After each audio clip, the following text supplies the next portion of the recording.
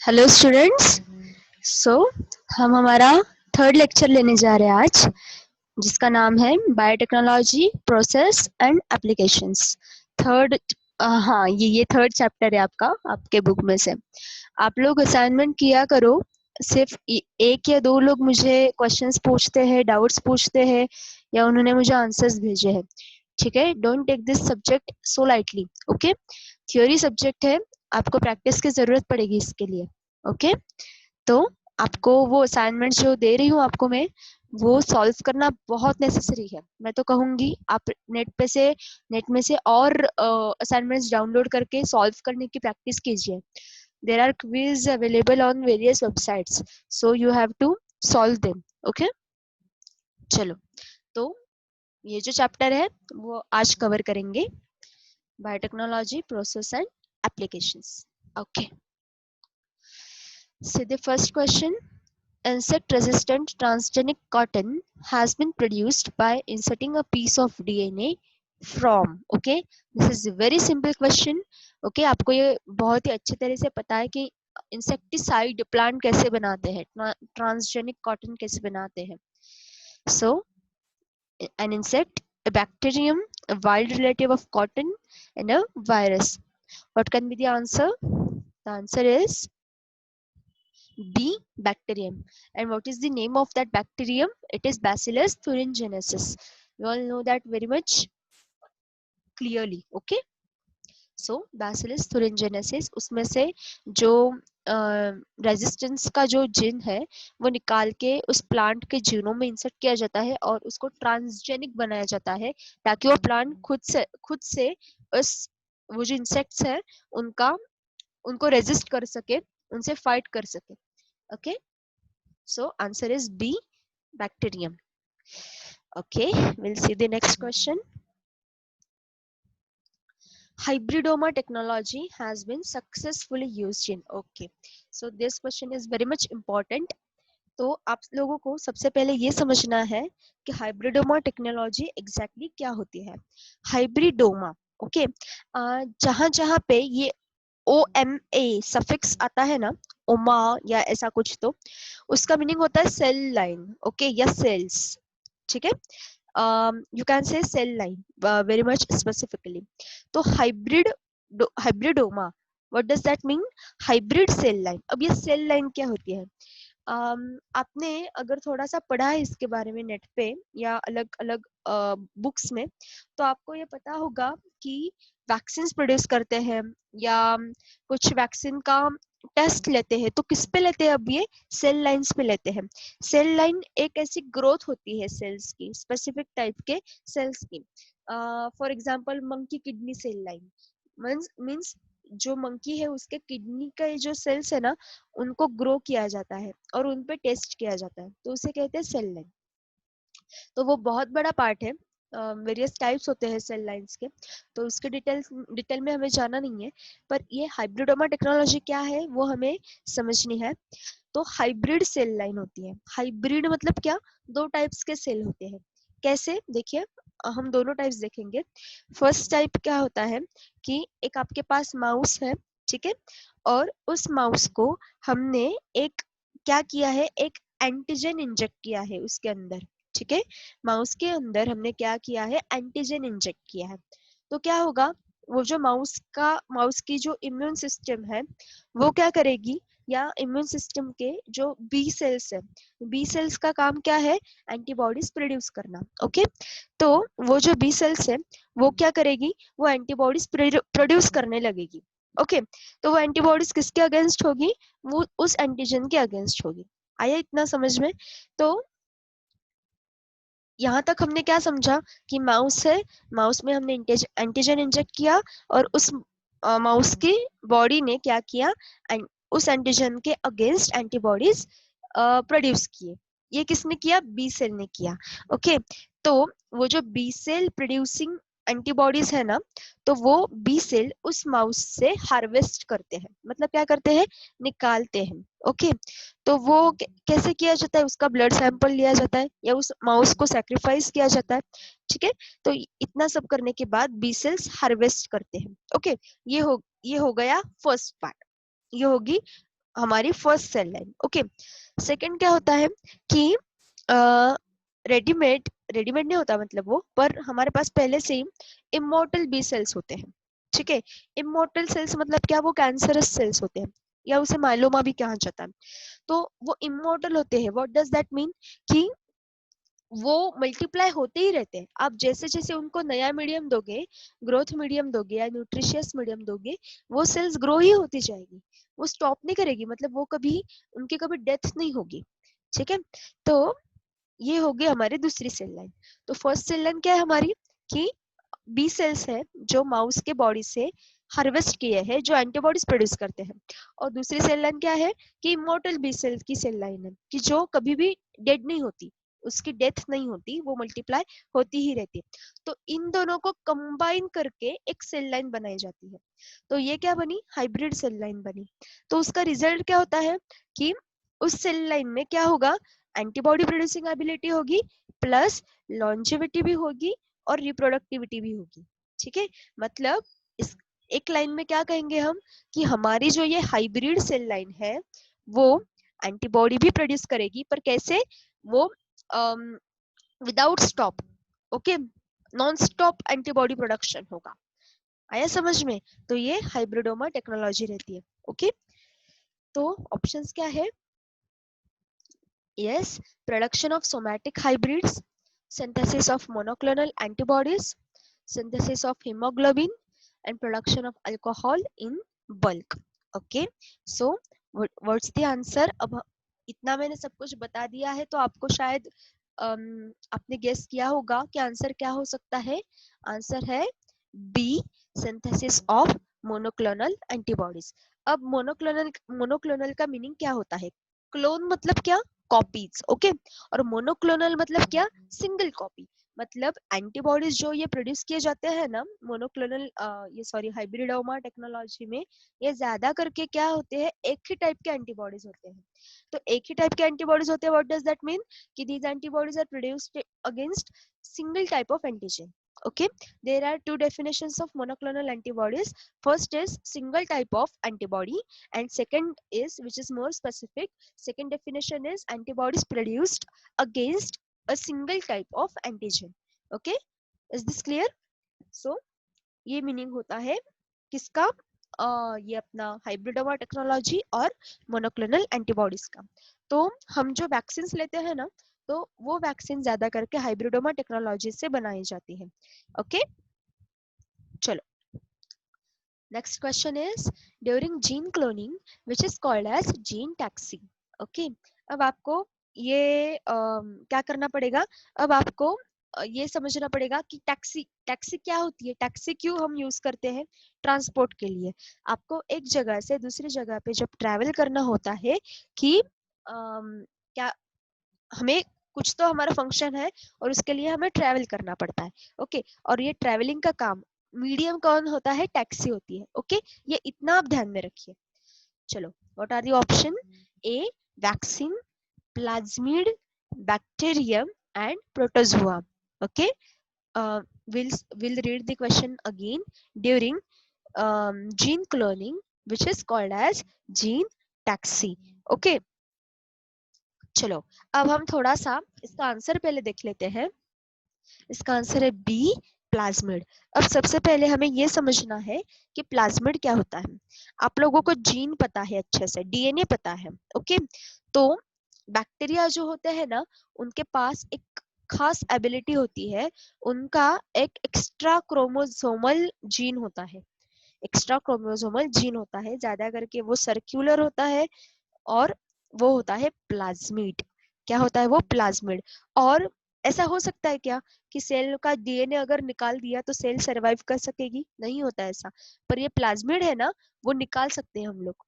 Okay, अगर ये plasmid हमने निकाल भी लिया सेल से, फिर भी ये सेल जो होती है वो सरवाइव करती है।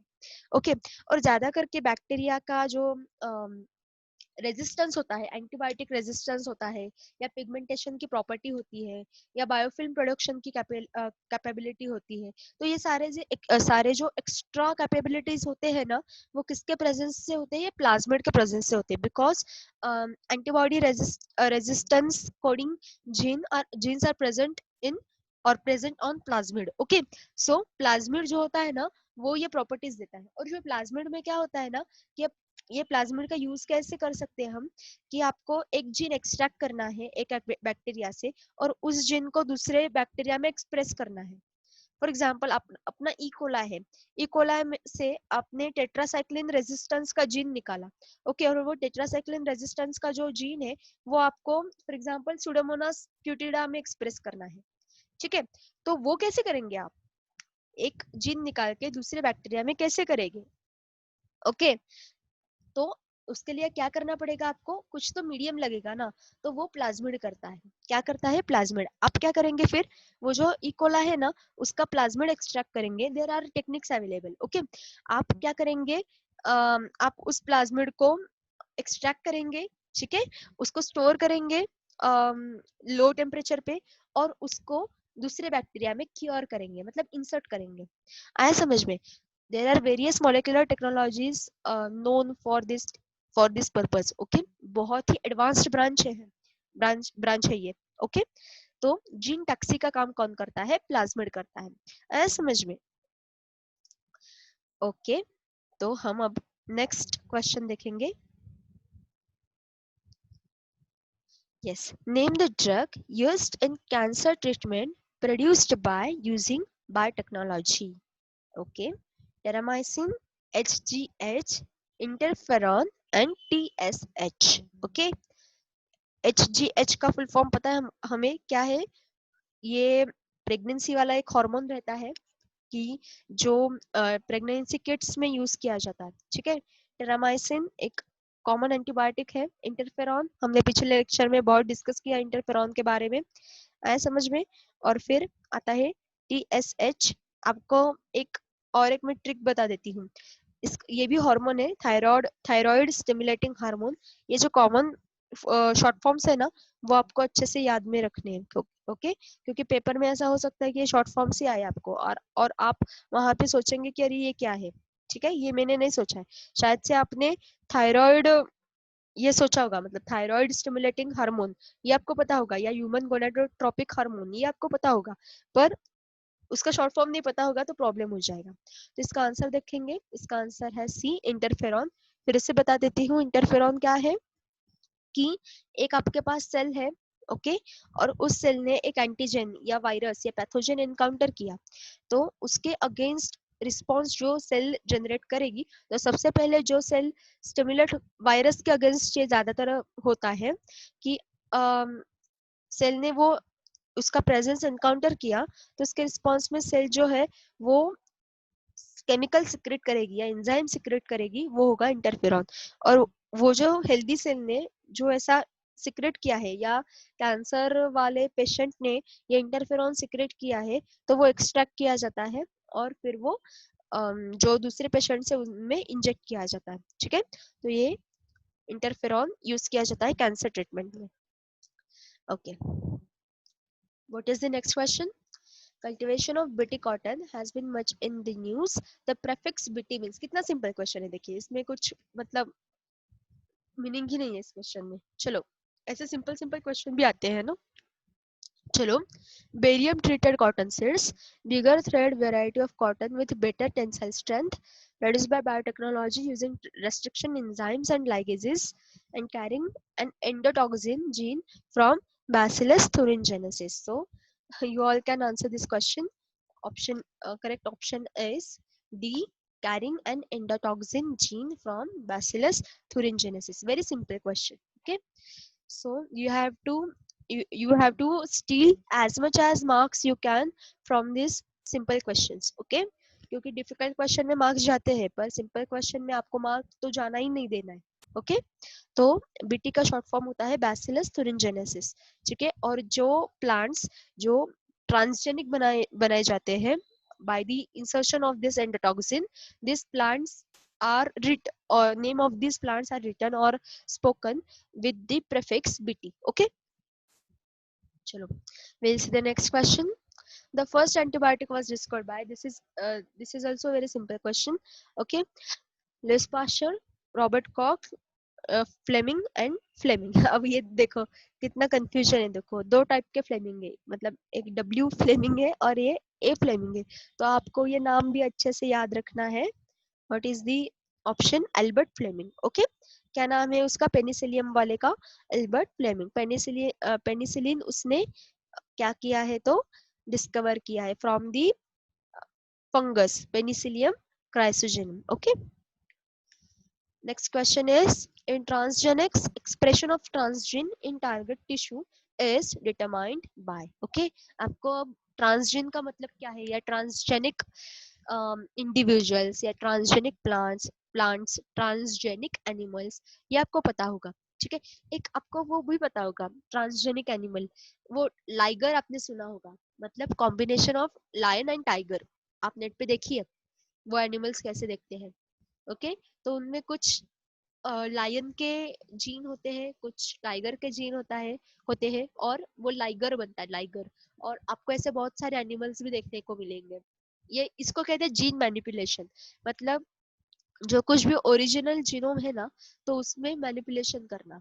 एक्चुअली ये लॉ ऑफ नेचर के खिलाफ है, पर ह्यूमन बीइंग ऐसे होते हैं कि उनको बहुत ही ज्यादा प्रोडक्शन चाहिए होता है, उनको सिर्फ खुद का बेनिफिट दिखता है. Okay, there are so many benefits also, but कितना हम इसके पीछे दौड़ेंगे वो भी सोचना है. ओके, तो अब ये जीन मैनिपुलेशन करने के लिए जाते हैं, और ये कोरोना जैसे बहुत ही रेजिस्टेंट वायरस जो होते हैं वो जनरेट होते हैं. ठीक है, तो ये बहुत ही बड़ा एक एथिकल इश्यू है. ठीक है, उसके डिटेल में नहीं जाएंगे हम. तो ट्रांसजीन मतलब क्या, कि एक जीन दूसरे इंडिविजुअल में ट्रांसफर किया जाता है. अब वो हुआ है कि नहीं, एक्सप्रेशन हुआ है कि नहीं टिश्यू में, तो वो कैसे डिटरमाइन करेंगे? उसके लिए options: A transgene itself, promoter, reporter, enhancer. Okay, अब ये क्या होता है, प्रमोटर क्या होता है, रिपोर्टर क्या होता है, एनहांसर क्या होता है? Basically these are all proteins. Okay,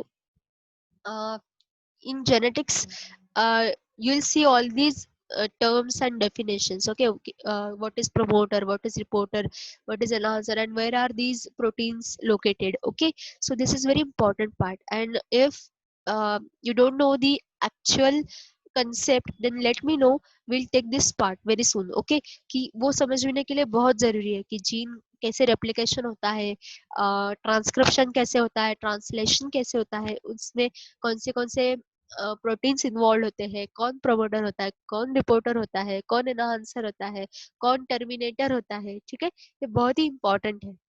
आया समझ में? तो ये जो एक्सप्रेशन है ट्रांसजीन का, वो हुआ है कि नहीं, वो कौन डिटरमाइन करेगा? वो डिटरमाइन करेगा प्रमोटर, क्योंकि उसका प्रमोटर वहां पे प्रेजेंट होना बहुत जरूरी है. जीन का एक्सप्रेशन जो होता है ना, वो स्टार्ट, मतलब वो होगा, इसका कंफर्मेशन प्रमोटर देता है. ओके, कौन देता है? प्रमोटर देता है. कौन सी भी प्रोसेस है, रेप्लिकेशन है, ट्रांसक्रिप्शन है, या ट्रांसलेशन है, उसके लिए अलग अलग से प्रमोटर रहते हैं. और प्रोसेस देखिए, जब ये जीन साइलेंसिंग वगैरह किया जाता है ना, तो सबसे पहला जो इंटरफेरेंस है ना, वो प्रमोटर में किया जाता है, कि प्रमोटर ही म्यूटेट कर देते हैं ताकि प्रोसेस हो ही ना पाए. आया समझ में? तो ऐसे ये प्रोसेस चलती है. तो एक्सप्रेशन होगा कि नहीं, ये कौन डिटरमाइन करता है? ये प्रमोटर डिटरमाइन करता है. रिपोर्टर तो सिर्फ क्या करेगा, एक साइन देगा कि प्रोसेस हो रही है क्या नहीं हो रही है. है समझ में? और एनहांसर जो है वो प्रोसेस एनहांस करेगा, जैसे इसके नाम में है. पर प्रमोटर का पार्ट बहुत ही इंपॉर्टेंट होता है. चलो, next question, terminator gene. Okay, terminator gene क्या होता है? Help in terminating flowering, help in terminating seed germination, used in hybridization, and none of this. So what can be the answer? Answer is B, help in terminating seed germination. क्यों ऐसा होता है? Germination बोला है, मतलब ये germination कैसे होता है कि सोमैटिक सेल्स जो होते हैं वो वहां पे रेप्लिकेशन होता है, आए समझ में। और टर्मिनेटर जिनका काम ही क्या है कि जो प्रोसेस चल रही है ना उसको टर्मिनेट कर देना या उसको स्टॉप कर देना। ओके, तो टर्मिनेटर्स का फंक्शन जो है ना वो ज्यादातर कहाँ पे आपको दिखेगा? वो जर्मिनेशन प्रोसेसेस में दिखेगा, आया समझ में। तो टर्मिनेटर जीन का ये इफेक्ट है डायरेक्टली, ये मॉलिक्यूलर लेवल पे नहीं बोला है आपको।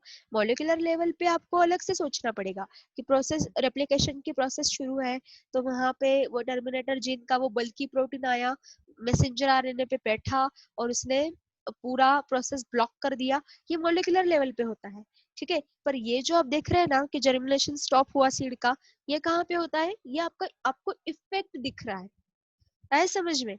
तो आप जो दिख रहा है ना आपको, उसके पीछे बहुत बड़ा मॉलिक्यूलर लेवल पे प्रोसेस होता है समझ में। तो सिंपल सिंपल बातें हैं जो हमें दिखने को मिलती है। कैंसर हुआ है, पर कैंसर ये इफेक्ट है, मॉलिक्यूलर लेवल पे बहुत कुछ हुआ है, आया समझ में। तो ऐसे ही चलता है। Next question. Yes, first biochemical to be produced commercially by microbial cloning and genetic engineering. Okay, सबसे पहला biochemical human insulin, penicillin, interferons and fertility factor. All these are biochemicals which are produced by microbial cloning and genetic engineering. But very first biochemical was, yes, human insulin. सबसे पहले क्या बना? तो human insulin बना। Okay, तो आपको उसकी process भी पता होगी कि कैसे वो प्रोड्यूस किया है। अब ये इंसुलिन का जब प्रोडक्शन शुरू हुआ जेनेटिक इंजीनियरिंग से, तो बैक्टीरिया से वो प्रोड्यूस किया था, तो बहुत ही उसको रिस्पॉन्स था और उसको मतलब वो डायरेक्टली इवोल्यूशन था मॉलिक्यूलर साइंस में या बायोकेमिकल साइंस में, आया समझ में। तो इसका जो प्रोडक्शन है अब ये पूरा कंप्लीटली सिंथेटिक प्रोडक्शन किया जाता है और वो डिफरेंट फॉर्म्स में अवेलेबल भी है। और डायबिटीज मेलिटस को क्योर करने में इसका बहुत ही बड़ा कंट्रीब्यूशन रहता है।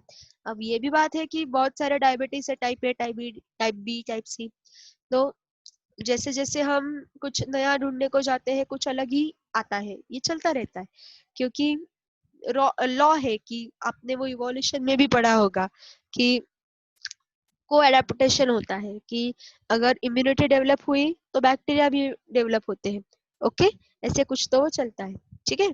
चलो, yes, golden rice is a transgenic crop of the future with the following improved trail. Okay, अब देखिए कि जो कुछ भी एक गोल्डन राइस नाम का राइस के वैरायटी में जो ट्रांसजेनेसिस का जो प्रोसेस है वो किया था और उसे कहा था गोल्डन राइस। और उसमें क्या स्पेसिफिक फंक्शन है, मतलब आप अगर वो राइस खाओगे तो क्या होगा वो आगे देखेंगे। Insect resistance, high lysine content, high protein content and high vitamin a content. Okay, तो आप ध्यान में रखेंगे इसका आंसर है D, high vitamin content. Okay, तो क्या बात है कि जब आप वो गोल्डन राइस कंज्यूम करते हो कि तो आपको एक उसमें जो स्पेसिफिक विटामिन ए कंटेंट है ना जो वेरी हाई है वो आपको मिलता है उस फूड से।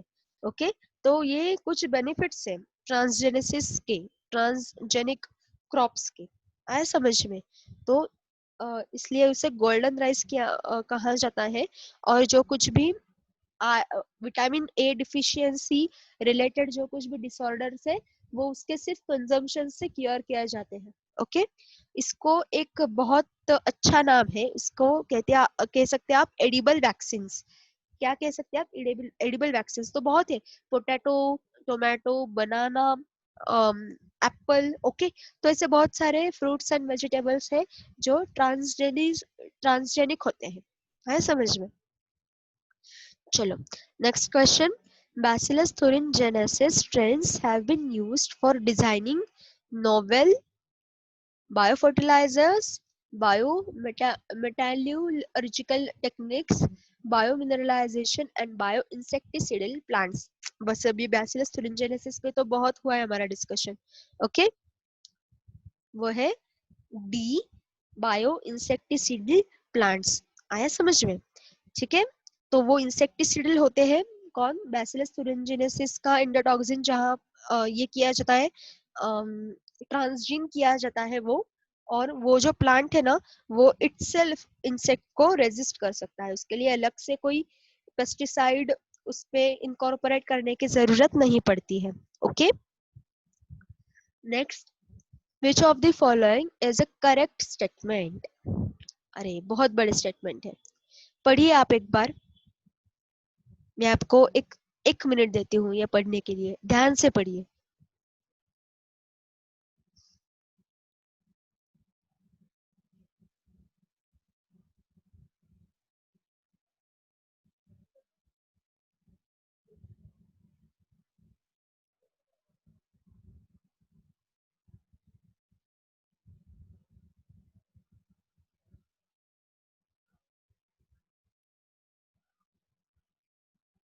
ओके, पढ़ा आपने? क्या है अब? वहां पे उन्होंने पहले ऑप्शन में क्या दिया है कि BT content indicates that it is a genetically modified organisms produced through biotechnology. Okay, next, somatic hybridization involves fusion of two complete plant cells carrying desired genes. Third, the anticoagulant hirudin is being produced from transgenic Brassica napus seed. And fourth, Fleur Saver variety of tomato has enhanced the production of ethylene, which improves its taste. Okay, answer C. Okay, क्या है? The anticoagulant hirudin is being produced from transgenic Brassica napus seed. अब देखिए ये क्या होता है, anticoagulant क्या होता है। आपको ये हमने जो ये स्लाइड बनाई है, वहां पे ऊपर आपको एक वाइल्स का सेट दिख रहा है, ठीक है? या कभी आपने ब्लड टेस्ट किया है, तो आपका ब्लड जो है तो वो ऐसे सिलेंड्रिकल ट्यूब में स्टोर किया जाता है। तो वो जो ट्यूब होती है ना, वो ट्यूब, उस ट्यूब में एक एंटीकोआगुलेंट प्रेजेंट होता है। क्योंकि आपको पता है कि ब्लड की जो प्रॉपर्टी है ना, क्या प्रॉपर्टी है ब्लड की? कोआगुलेशन की प्रॉपर्टी है। जब आपको वुंड होती है, कोई आपको इंजरी होती है, तो आपका जो ब्लड है ना, वो वहां पे ऐसे इकट्ठा हो जाता है और वो रुक जाता है। तो ये कैसे होता है? ये एंटीकोआगुलेंट से होता है। ब्लड में नेचुरली एक एंटीकोआगुलेंट प्रेजेंट होता है, पर actually coagulant, sorry my mistake, coagulant present होता है। तो हिपैरिन नाम होता है उसका। तो कैसे होता है कि जब आप ब्लड रिमूव करते हो, और जब आपको वो स्टोर करना होता है और वो आपने ऐसे स्टोर किया, तो वो क्या हो जाता है, वो ऐसे उसका क्या कहेंगे, उसका अग्लूटिनेशन हो जाता है, और जो टेस्ट करनी है वो नहीं कर पाते। तो बहुत सारे EDTA एक एंटीकोआगुलेंट है, हेपारिन है, और ये हिरिडिन है।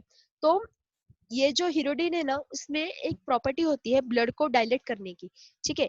और वो कमर्शियली अवेलेबल होना बहुत जरूरी है, क्योंकि बहुत सारे टेस्ट चलते हैं। आया समझ में?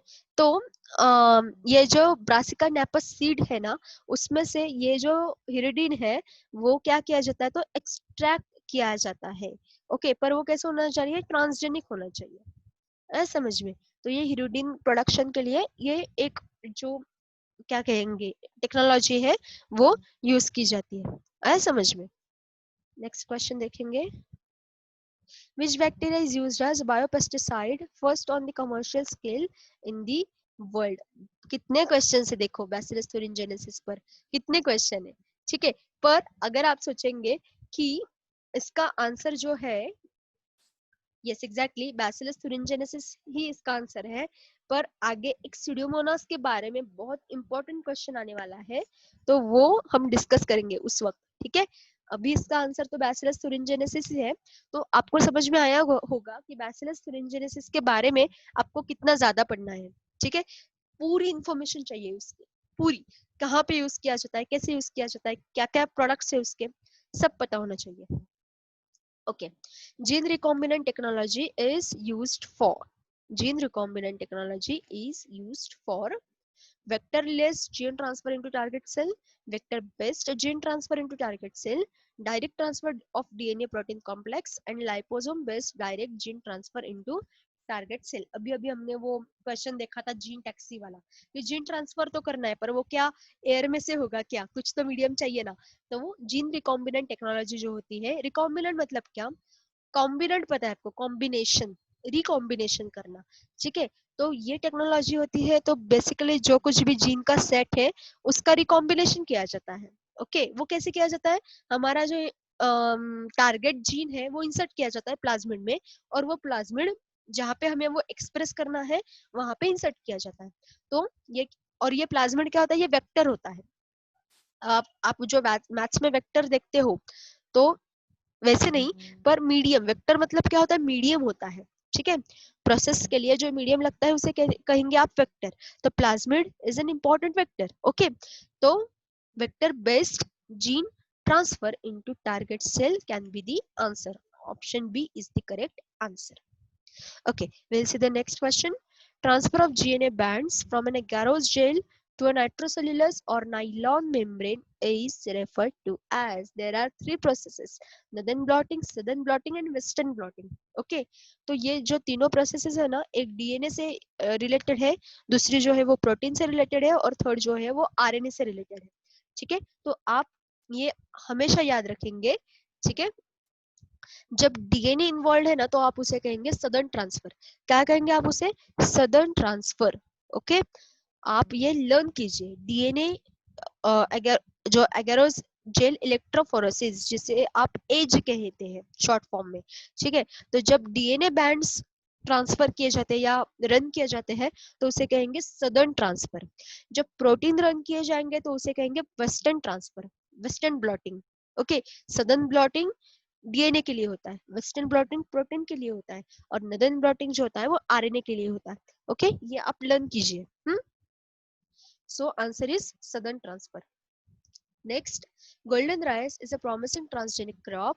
When released for cultivation, it will help in producing a petrol-like fuel from rice, alleviation of vitamin E, pest resistance and herbicide tolerance. So what can be the answer? हमने पिछले बार देखा है, answer is alleviation of vitamin E, क्योंकि vitamin A, okay, क्योंकि उसमें transgene ही वो किया है, विटामिन ए प्रोडक्शन का ही जीन ट्रांसफर किया है उसमें। तो जहां जहां पे विटामिन ए की डिफिशियंसी है, छोटे बच्चों में होता है ऐसा कि म्यूटेशन के वजह से कुछ विटामिन की डेफिशिएंसी बाय बर्थ होती है। ओके, तो इस केस में ऐसा फूड उन्हें प्रोवाइड किया जाता है, या ऐसा मेडिकेशन फूड सप्लीमेंट दिया जाता है वो जो ट्रांसजीन हो। ओके, तो ये गोल्डन राइस जो है वो विटामिन ए की डिफिशियंसी के लिए दिया जाता है। Next question, a genetically engineered microorganism used successfully in bioremediation of oil spills is a species of. This is the question I was talking about. Okay, so कैसे होता है कि एक जो माइक्रो ऑर्गेनिज्म है जिसे सुपरबग कहा जाता है, सुडोमोनास प्यूटिडा नाम है उसका। ओके, तो ये जो सुडोमोनास है ना, ये इतने काम करता है, आप सिर्फ नेट पे डालिए कि uses of Pseudomonas प्यूटिडा। Okay, PUTIDA, Pseudomonas प्यूटिडा। तो इतने सारे फंक्शंस है इसके, इतने सारे फंक्शंस है कि आप सोचेंगे भी नहीं। तो ये सुपर बग कहा जाता है इसे। जैसे सुपर फूड होता है ना, सुपर फूड मतलब क्या, उसमें सारे सारे सारे न्यूट्रिएंट्स होते हैं, सारी प्रॉपर्टीज होती है, ठीक है, तो उसे कहेंगे सुपर फूड। ओके, और ये सुडोमोनास प्यूटिडा है ना, वो भी बहुत ही ऐसा एक्टिव ऑर्गेनिज्म है, मतलब बहुत सारे काम ये एक ही ऑर्गेनिज्म करता है, इसलिए इसे कहेंगे सुपरबग। ओके, तो answer is D, Pseudomonas प्यूटिडा। Species का नाम नहीं दिया है आपको, पर फिर भी आंसर है सुडोमोनास। यहाँ पे एक मिस्टेक हुई है मुझसे, आपने अगर नोट डाउन किया होगा तो यहाँ पे ये सारे जीनस नेम है, ट्राइकोडर्मा, ज़ेंथोमोनास, बैसिलस, सुडोमोनास। ये कैसे होने चाहिए, इटैलिक में होना चाहिए, या जब आप लिखते हो तो उसे अंडरलाइन करना नेसेसरी है, ठीक है। तो ये जो इंटरनेशनल जो प्रोटोकॉल है वो हमें क्या करना है, फॉलो करना है, ठीक है। चलो अब हम देखेंगे next question. Blindness is prevented by use of which crop in poor countries. This is tricky question, ठीक है। आपको ये समझना चाहिए पहले कि ब्लाइंडनेस क्यों होता है, ठीक है। क्या होता है कि लोग ब्लाइंडनेस के लिए कौन से विटामिन की डिफिशियंसी रिस्पॉन्सिबल है। ओके, ये आपको समझ में आना चाहिए। तो आप ये क्रॉप का बोलेंगे। अब ब्लाइंडनेस के लिए विटामिन ए डिफिशियंसी रिस्पॉन्सिबल है, ठीक है। तो हमें पता है कि विटामिन ए की डिफिशियंसी है, तो कौन सा क्रॉप देंगे? गोल्डन राइस, ठीक है। तो answer is golden rice. Okay, चलो next. Human insulin is being commercially produced from a transgenic species of, okay, human insulin produce तो किया जाता है, पर कौन से स्पीशीज से किया जाता है? कौन से स्पीशीज से देखेंगे? Rhizobium, Saccharomyces, Escherichia and Mycobacterium. So answer is Escherichia. E. coli के ट्रांसजेनिक स्पीशीज जो है उससे ह्यूमन इंसुलिन प्रोड्यूस किया जाता है। अब ये जो बैक्टीरिया हमारे लिए प्रोड्यूस करते हैं ना डिफरेंट एंजाइम्स, तो बहुत जीन मैनिपुलेशन होता है, बहुत ही होता है कि उनका जो खुद का जीनोम होता है ना, तो उसमें एक तो उनका शट डाउन किया जाता है, ठीक है, उसे कहेंगे जीन नॉकडाउन। तो वो क्या किया जाता है कि वो टर्मिनेटिंग प्रोसेस ही रुक जाए। सेल को, सेल एंजाइम क्यों प्रोड्यूस करती है? क्योंकि अगर सेल को लगा, सेल को सिग्नल मिला कि अरे ये जो एंजाइम है वो खत्म हो गया है, ठीक है, तो अब ये प्रोड्यूस करना चाहिए। आप वो पाथवेज भी आप सीखते होंगे, glycolysis pathway and there are very much other pathways also. Okay, तो आप ये ऐसे देखते हैं कि अरे सेल को लगता है कि एंजाइम खत्म हो गया है और ये सेल प्रोड्यूस करने लगते हैं, तो वो सिग्नलिंग प्रोटीन या सिग्नलिंग मॉलिक्यूल जो होता है ना, उसे ही शट ऑफ किया जाता है। तो सेल को लगता है कि अरे रिक्वायरमेंट है ही मेरी, तो वो प्रोड्यूस ही कर दी जाती है। ये ऐसे जीन मैनिपुलेशन किया जाता है, और हमारे जो डिजायर्ड एंजाइम्स है या डिजायर्ड प्रोटीन्स है वो क्या किए जाते हैं? प्रोड्यूस किए जाते हैं, मतलब प्रोड्यूस करवा लिए जाते हैं, ठीक है। तो ये होता है, ये प्रोसेस में एक्चुअली ये प्रोसेस इन्वॉल्व होती है। तो स्केरेशिया इकोलाई जो हमारा बैक्टीरिया है, फेवरेट बैक्टीरिया, तो वो ये काम करता है। Next, transgenic food crop which may help in solving the problem of night blindness in developing countries is, question repeat हुआ है, फिर से देखेंगे।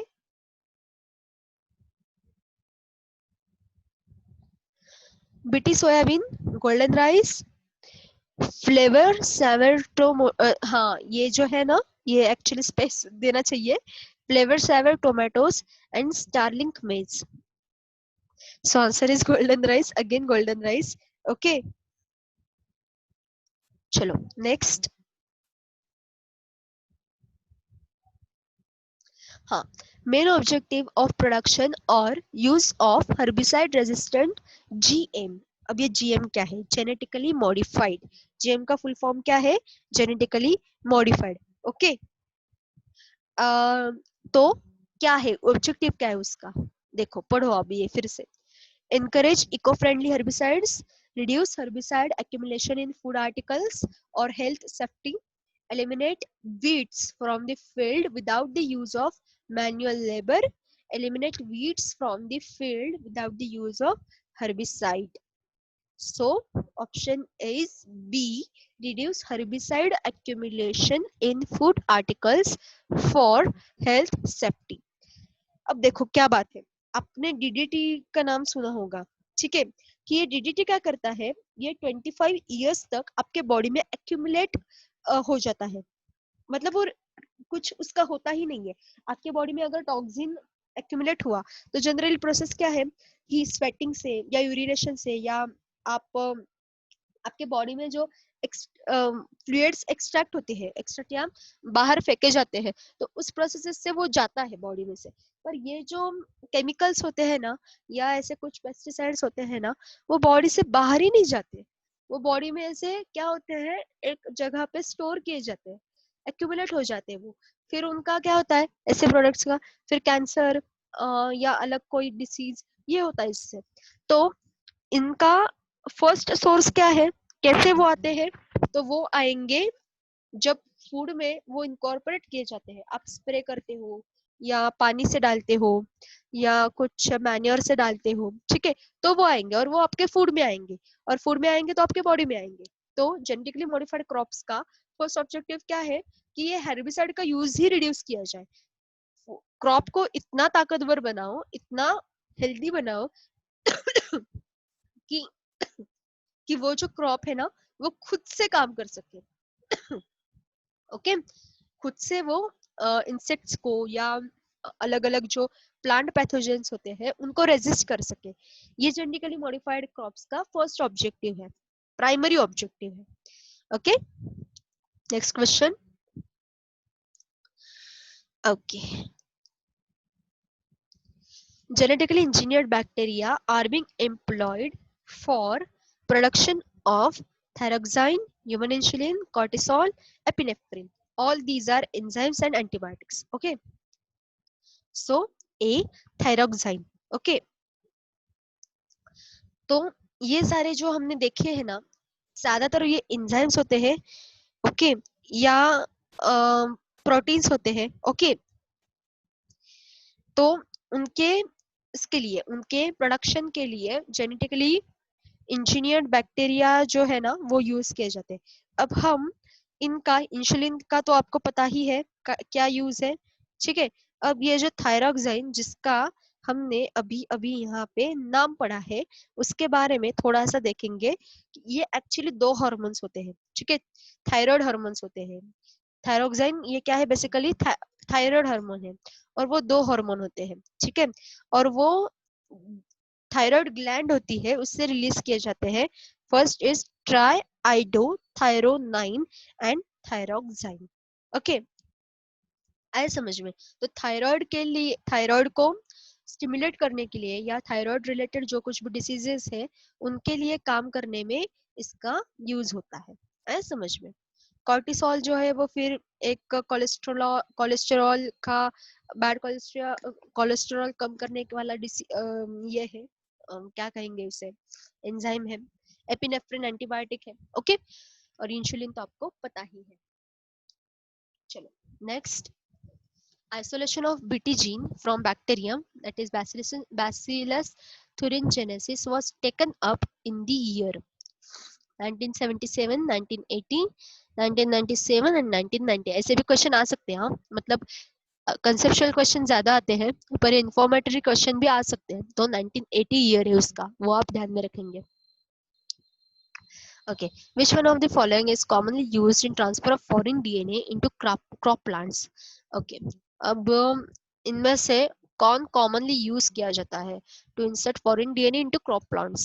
So these are the options and the answer is Agrobacterium tumefaciens. So this is the bacteria which can be used or which is used widely for transfer of foreign DNA into crop plants. Okay, because this bacteria is basically biofertilizer.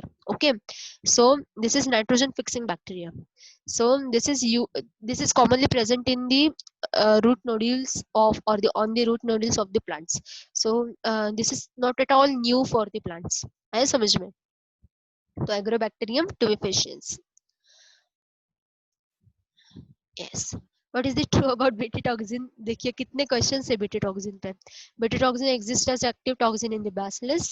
The activated toxin enters the ovaries of the pest to sterilize it and this prevents its multiplication. The constant bacillus has antitoxin. The inactive prototoxin gets converted into active form in the insect gut. Okay actually we'll see the answer but before before we discuss the answer first of all I would like to clear some concepts। okay अब देखिए D option में क्या लिखा है प्रोटोटॉक्सिन ऐसा word है। तो ये प्रोटोटॉक्सिन क्या होता है? टॉक्सिन तो आपको पता है पर प्रोटोटॉक्सिन क्या होता है बॉडी में। देखिए आपके घर में भी अगर आपने किचन में ऑब्जर्व किया तो ये गेहूं होते हैं चावल होते हैं तो उनका स्टॉक रहता है। क्या रहता है? उनका स्टॉक रहता है और वो बड़े बड़े स्टोर में स्टोर किया जाता है। पर आपका जो रेगुलर चावल बनाना होता है राइस बनाना होता है वो कुक करना पड़ता है। तो उसके लिए अपनी मम्मी क्या करती है आपकी मम्मी तो उस आपके जो कोठी होती है या ऐसा कुछ भी स्टोरिंग होता है ना तो उसमें से थोड़ा सा निकाल के वो किचन में इजीली हाथ में आए ऐसे जगह पे वो रखती है। ठीक है ये आपने ऑब्जर्व किया होगा। चीनी का भी वैसे होता है। चीनी का एक बड़ा डिब्बा रहता है बड़ा डिब्बा और छोटा डिब्बा रहता है चाय के लिए। तो वो चाय चाय के लिए चीनी का डिब्बा डिब्बा जब एम्प्टी हो जाता है तो फिर से वो बड़े डिब्बे में से निकाल के स्टोर किया जाता है। ये एग्जैक्टली यही काम सेल में चलता है, ठीक है। कि और दूसरा एग्जांपल दूं तो वो बहुत अच्छा रहेगा, रेडी टू कुक, ठीक है, या पास्चराइज्ड मिल्क पाउडर, पाउडर होती है, ओके। और जब आपको मिल्क चाहिए तो आप क्या करेंगे, उसमें पानी डालेंगे, से मिल्क रेडी। तो यही प्रोसेस यहाँ पे होती है। क्या होता है कि जो टॉक्सिन है ना, वो उसके अलग नेटिव फॉर्म में सेल में प्रेजेंट होता है, ओके। और जब सेल को उसकी जरूरत पड़ती है ना, तो कुछ एंजाइम्स आते हैं, उसमें कन्वर्जन होता है और वो यूजेबल फॉर्म में आता है। आया समझ में? तो जो ऐसे क्या कहेंगे हम उसे, कि इनएक्टिव फॉर्म में होता है ना, उसे कहेंगे आप प्रोटोटॉक्सिन। आया समझ में? तो इसको आप कहेंगे प्रोटोटॉक्सिन। तो इसका आंसर क्या है? D, the inactive prototoxin gets converted into active form in the insect gut. आपने ये नहीं सोचा या मुझे आपने किसी आप में से किसी ने क्वेश्चन भी नहीं पूछा कि बैसिलस thuringiensis का एंडोटॉक्सिन आपने प्लांट में इंसर्ट किया, ओके, पर प्लांट को कुछ नहीं होगा क्या फिर उससे? ये किसी ने भी नहीं पूछा है मुझसे, ओके। पर यही आंसर है उसका कि वो प्रोटोटॉक्सिन होता है। क्या होता है वो? प्रोटोटॉक्सिन, ओके। तो और वो इनएक्टिव होता है, पर जैसे कि उसको उसका होस्ट मिल जाए, वो इंसेक्ट के बॉडी में जाए, तो वो उसके एक्टिव फॉर्म में कन्वर्ट होता है और उसको मारता है। आया समझ में? तो इसका ऑप्शन है डी, ये उसका मोड ऑफ एक्शन है, ठीक है, मैकेनिज्म है उसके एक्शन का, वो आपको ध्यान में रखना है। Next, transgenic plants are the ones, okay, transgenic plants क्या होते हैं? Generated by introducing foreign DNA into a cell and regenerating a plant from the cell. Second, produced after protoplast fusion in artificial medium. C, grown in artificial medium after hybridization in the field. And D, produced by somatic embryo in artificial medium. Okay, all these are the techniques used in molecular biology. Okay, पर transgenic plants exactly इनमें से क्या होते हैं? A, transgenic plants are generated by introducing foreign DNA into a cell and regenerating a plant from the cell. आया समझ में? Transgenesis का आपको डेफिनेशन अच्छे से अब समझ में आया होगा। Okay, and other three are the other techniques or processes which are used to create various synthetic products. Okay. 27. The bacteria Bacillus thuringiensis is widely used in contemporary biology. बस ये ना मैंने देखना चाहिए था पहले, बहुत क्वेश्चन आए हैं इस Bacillus thuringiensis के ऊपर, ओके। इट इज इंसेक्टिसाइड, ये क्वेश्चन बहुत रिपीट हुआ है। Golden rice is a variety of rice grown along the Yellow River in China. Long stored rice having yellow color tint, a transgenic rice having gene for beta carotene, and wild variety of rice with yellow colored grains. So beta carotene gene होता है। आपने पूछा कि कौन सा gene होता है जो विटामिन ई के विटामिन ए के प्रोडक्शन के लिए यूज किया जाता है, ठीक है। तो क्या जीन है वो? Beta carotene. और वो क्या है, क्या क्रॉप है वो? ट्रांसजेनिक क्रॉप है, ओके। नेक्स्ट, इन RNAi, ओके चलो अब यहाँ से आपका बहुत ही इंपॉर्टेंट पार्ट शुरू होता है और आपको कुछ कंसेप्ट्स भी मुझे बतानी पड़ेगी, ठीक है। In RNAi genes are silenced using SSR DNA। ये SS और DS क्या होता है? SS for single stranded, DS for double stranded. single stranded DNA, double stranded DNA, double stranded RNA, and single stranded RNA. Your both molecules, that is RNA and DNA, are present in both forms, single stranded and double stranded also.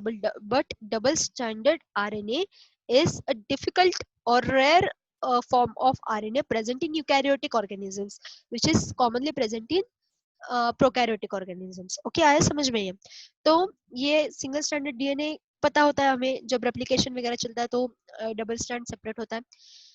Double stranded DNA हमें ये तो पता ही है क्योंकि हमारा DNA native form में double strand ही होता है। सिंगल स्ट्रैंडेड आरएनए भी पता है, डबल स्ट्रैंडेड आरएनए भी पता होता है, ओके। अब जीन साइलेंसिंग क्या होता है?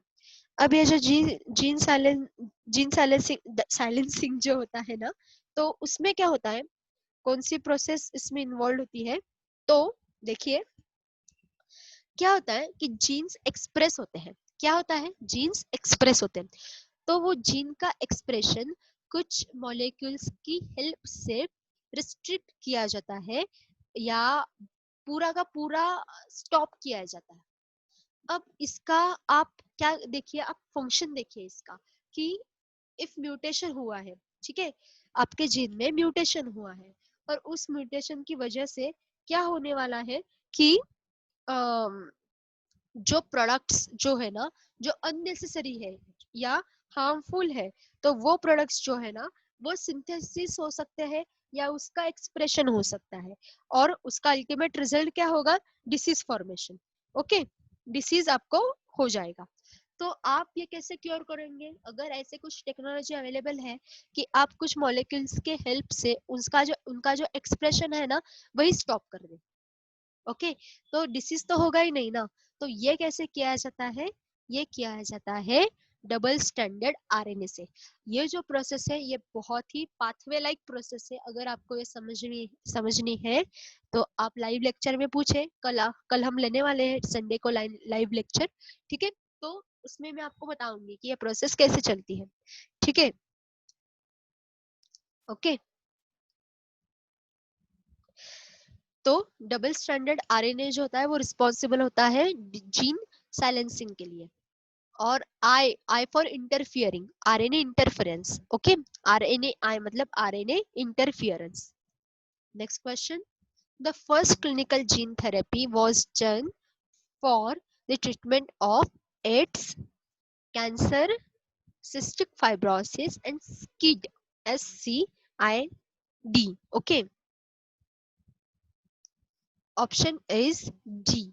What is the option? SCID. Actually gene therapy जो है ना, वो ये तीनों के लिए यूज किए जाती है। ओके, कैंसर के लिए तो जीन थेरेपी बहुत ही कॉमन है, पर सबसे पहले जो जीन थेरेपी यूज की गई वो कहाँ पे यूज की गई? स्किड में, जिसका फुल फॉर्म है सीवियर कंबाइंड इम्यूनोडिफिशियंसी।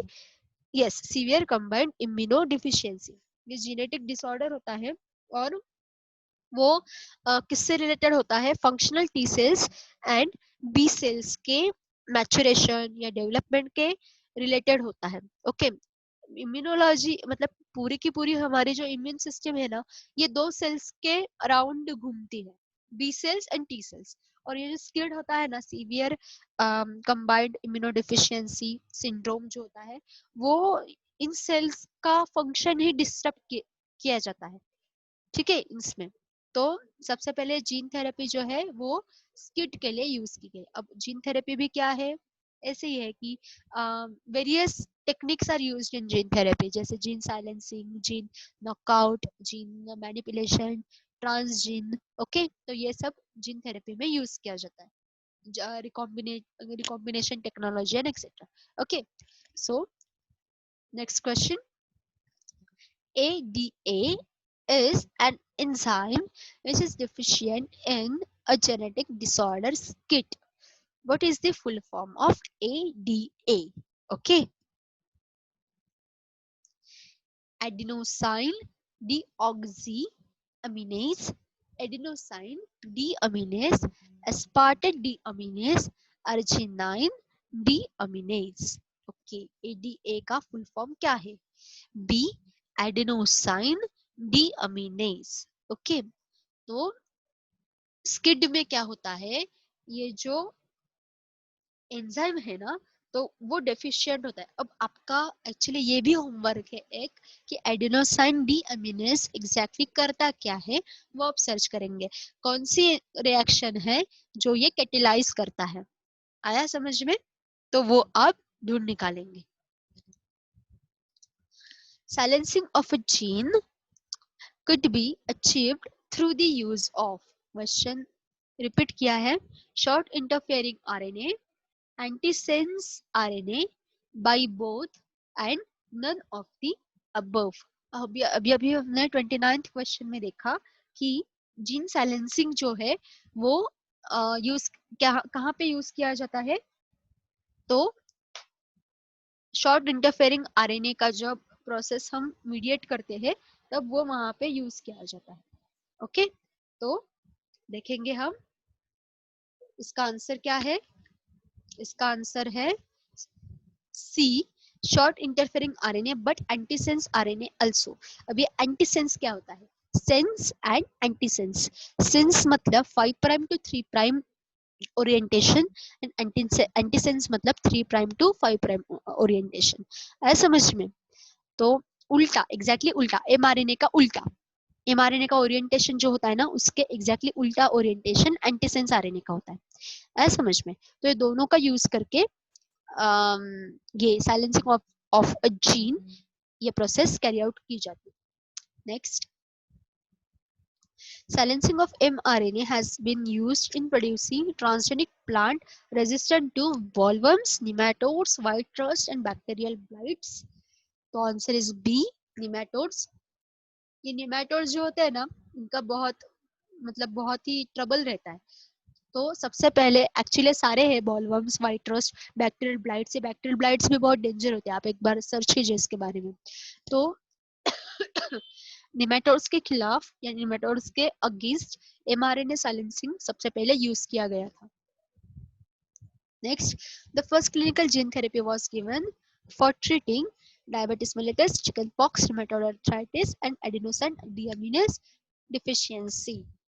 Okay, तो answer was a, diabetes mellitus. Okay, insulin, synthetic human insulin बनाया गया था, उसका इनकॉर्पोरेशन ये सबसे पहले हुआ था। इसलिए क्लिनिकल जीन थेरेपी कहाँ पे दी गई थी इस डिसीज में? तो डायबिटीज मेलिटस डिसीज में। Tobacco plant resistant to a nematode has been developed by the introduction of DNA that produces but where in the host cells.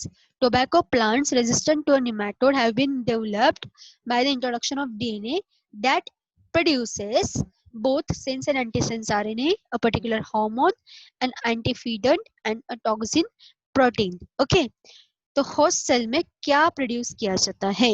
Okay, तो answer is a, both sense and antisense RNA. अब ये sense and antisense RNA exactly क्या है? Sense RNA मतलब उसका clear ऐसा horizontal जो हमेशा अपना रेगुलर ओरिएंटेशन होता है ना, वो सेंस आरएनए का होता है। ठीक है, एंड एंटीसेंस का कैसे होता है? एग्जैक्टली उसके उल्टा होता है। ओके, तो एंटीसेंस का जो होता है वो एग्जैक्टली कैसे होता है? ऑपोजिट होता है। और उसका मॉलिक्यूलर बायोलॉजी में क्या होता है? तो पूरा का पूरा फंक्शन रहता है। ठीक है, कुछ प्रोडक्ट्स फॉर्म किए जाते हैं, कुछ प्रोडक्ट्स जो होते हैं वो उसके ओरिएंटेशन पे डिपेंड होते हैं। आया समझ में? ओके, तो इसका आंसर है sense and antisense RNA. Okay, चलो। Amplification of gene of interest by using DNA polymerase may go up to 0.1 million times, 1 million times, 1 billion times and 1 trillion times. Amplification of gene of interest by using DNA polymerase. ये technique कौन सी है? ये PCR है, polymerase chain reaction, जिसमें DNA polymerase use किया जाता है।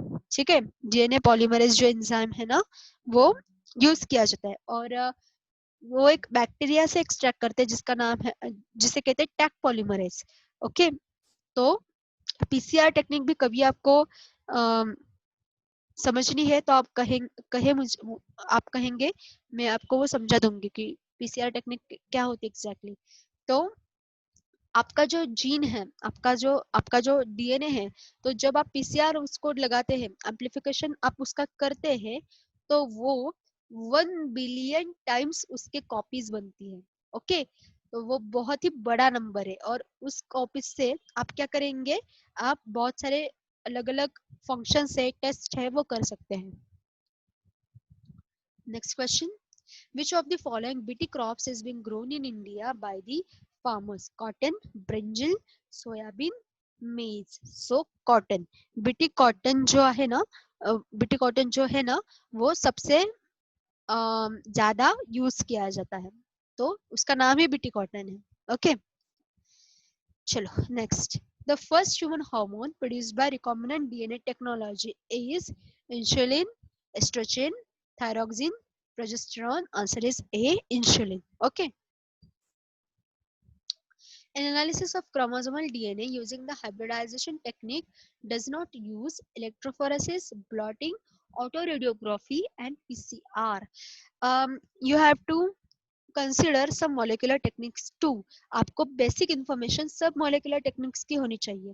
Okay क्योंकि आपका जो ये लेसन है उसका नाम ही बायोटेक्नोलॉजी है. आया समझ में? तो ये जो सारे प्रोसेसेस हम देख रहे हैं ना उसमें ये टेक्निक्स इन्वॉल्व होती ही है. आया समझ में? तो क्रोमोसोमल डीएनए के एनालिसिस में पीसीआर यूज नहीं किया जाता. एक्चुअली किया जाता है पर हाइब्रिडाइजेशन में पीसीआर नहीं होता है. पर ये ऊपर वाले जो टेक्निक्स है ना इलेक्ट्रोफोरेसिस, ब्लॉटिंग, ऑटोरेडियोग्राफी, ये हाइब्रिडाइजेशन में यूज किए जाते हैं. ओके अब यहाँ पे हम एक एक टेक्निक तो डिस्कस नहीं कर सकते पर आपको ये तो पता होना चाहिए हर एक टेक्निक के बारे में कि उसका एम क्या होता है, किस एरिया में वो यूज किए जाते हैं और उसके लिए रिक्वायरमेंट्स क्या होती है, ये आपको पता होना चाहिए. ओके और वो जो टेक्निक है उसमें डीएनए यूज किया जाता है, आरएनए यूज किया जाता है या प्रोटीन यूज किया जाता है. ओके या अलग कोई और यूज किया जाता है वो आप या होलसेल यूज किए जाते हैं, ये आपको पता होना चाहिए. फिर से BT cotton is not a genetically modified plant, insect resistant, a bacterial gene expressing system, resistant to all pesticides. So option is D, resistant to all pesticides. Okay, तो कैसे है? It is a genetically modified plant because it is a product of transgenesis. Okay तो ए तो है वो, insect resistant वो भी है, बैक्टीरियल जीन एक्सप्रेसिंग सिस्टम भी वो है, पर वो रेजिस्टेंट होता है पर सबको नहीं होता है. सब पेस्टिसाइड्स को वो रेजिस्टेंट नहीं होता, पेस्ट को कहना है उनको. ठीक है सब पेस्ट को वो रेजिस्टेंट नहीं होता है. ओके तो हमने यहाँ पे 40 क्वेश्चंस क्या किए हैं, कवर किए हैं. और आपको फिर से मैं असाइनमेंट भी देती हूँ इस चैप्टर की. और एक बात जो हमें मुझे कहनी है वो है ये है कि हम हर संडे को 11 o'clock ओके 11 बजे हम लेक्चर लेंगे, लाइव लेक्चर. और पूरे वीक में जितने भी लेक्चर्स दिए हैं, जितने भी लेक्चर्स हुए हैं या असाइनमेंट्स दिए हैं उनमें अगर आपको कोई डाउट है, कुछ पूछना है तो आप उस लाइव लेक्चर में पूछ सकते हैं. ओके तो असाइनमेंट सॉल्व कीजिए, आपके डाउट्स जो है वो नोट डाउन कीजिए, उसके लिस्ट बनाए और लाइव लेक्चर्स में पूछिए और लाइव लेक्चर्स को प्रेजेंट रहे. ओके चलो thank you so much and all the best.